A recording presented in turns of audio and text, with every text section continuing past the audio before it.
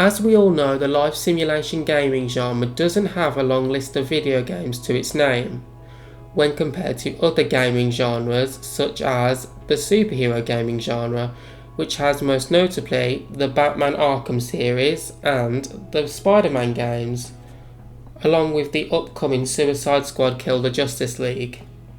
Then there are first-person shooters such as Call of Duty, and I don't know any others because I'm not into those sort of games. But anyway, when it comes to the life simulation genre, there has only ever been one game franchise that not only owns the genre as a whole, but is one of the most popular and well recognised video game series on the market. That of course is the Sims franchise, starting with the original Sims back in 2000. A game that was lacking compared to the future ones, but at the time was a massive hit as nothing like this has been done before.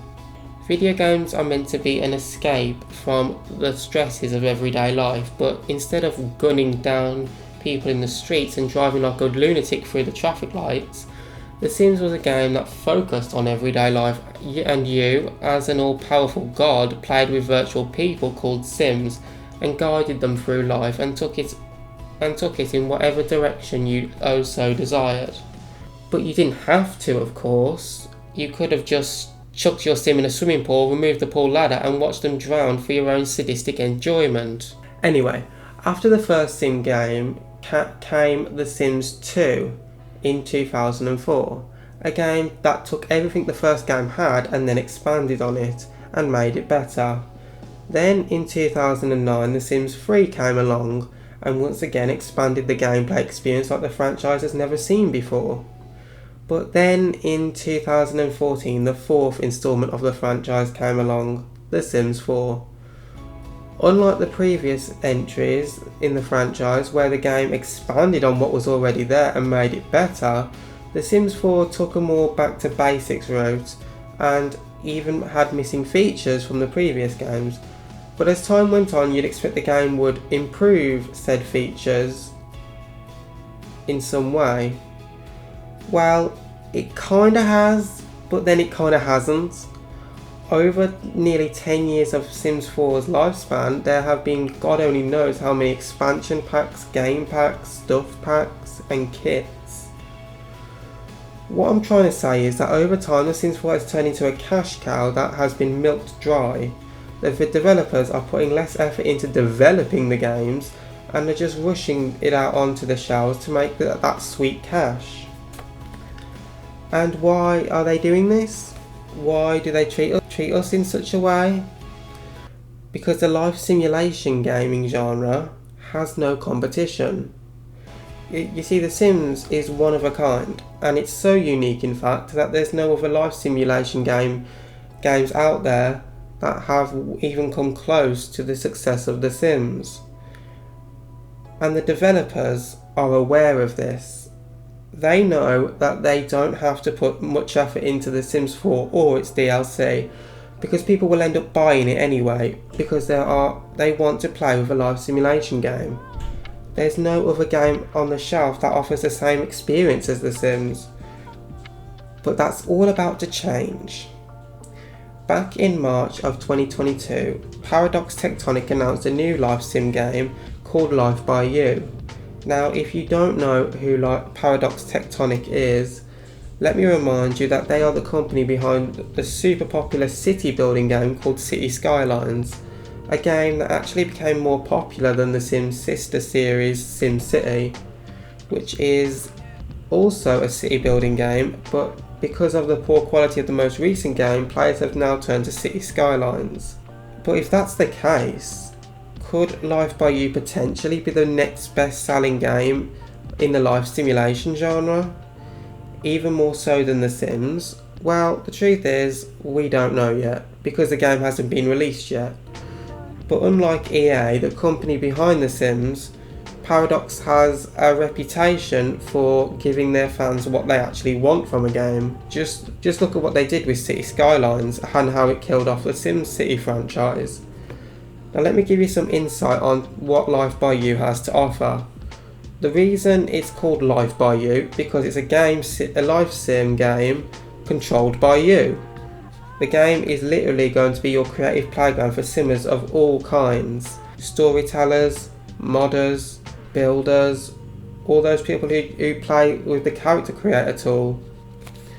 But in terms of gameplay, it offers a lot, and I mean next level stuff that not even the best Sims games have. For example, the characters in Life by You will speak in real languages, and you can choose from the pre-made dialogue that came with the game, or you can create your own. I'm just going to say this now, that one of the main goals behind the game was to make it as moddable as possible. So much so that the developers are giving us the tools that they themselves are using to make the game. I'm literally starting to think that anything is possible in this game, but I'm just going to get back to the features for just a second.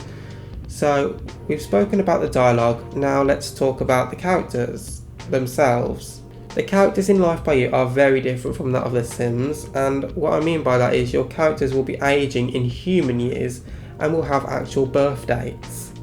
So instead of just jumping to the next life stage after a certain number of days, your character will be 25 years old 1 year, and then they have to wait 12 months before they turn 26. Now I'm just going to say that I am super happy that they added this feature because I prefer the aging to be like this.